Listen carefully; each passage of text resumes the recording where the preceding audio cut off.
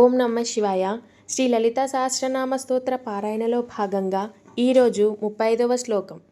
కంఠాధ కటిపర్యంత మధ్యకూటస్వరూపిణి శక్తికూటైకతాపన్న కట్యథోభాగధారిణి.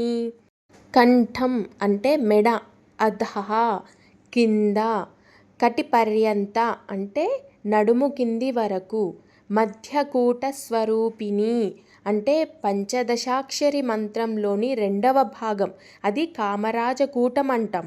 స్వరూపిణి రూపంగా ఉన్నటువంటిది. శక్తికూట అంటే పంచదశాక్షరి మంత్రంలోని 3వ భాగం, అది శక్తికూటం అంటాం. ఏక ఒక్కటే, తాపన్న పూర్తిగా నిండినటువంటి, కటి అంటే నడుము, అధః భాగం అంటే నడుము కింది భాగం, ధారిణి అంటే ధరించినటువంటిది. అంటే అమ్మవారి మెడ నుండి నడుము వరకు భాగం పంచదశాక్షరి మంత్రంలోని మధ్యకూట అంటే కామరాజకూటం స్వరూపంగా ఉంటుంది.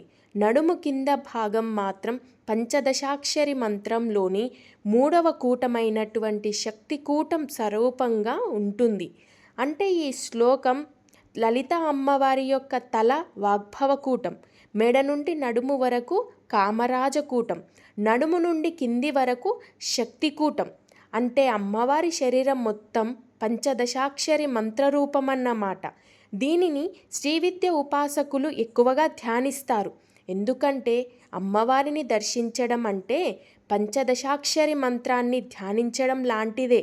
ఈ శ్లోకంలో లలిత అమ్మవారి యొక్క శరీరాన్ని మంత్రస్వరూపంగా వర్ణించడం జరుగుతుంది. ఈ శ్లోకం మీ అందరికి అర్థమైందా? అర్థమైనట్లయితే వెంటనే వీడియోని లైక్ చేయండి. అలాగే మీ మిత్రులందరికీ షేర్ చేయండి.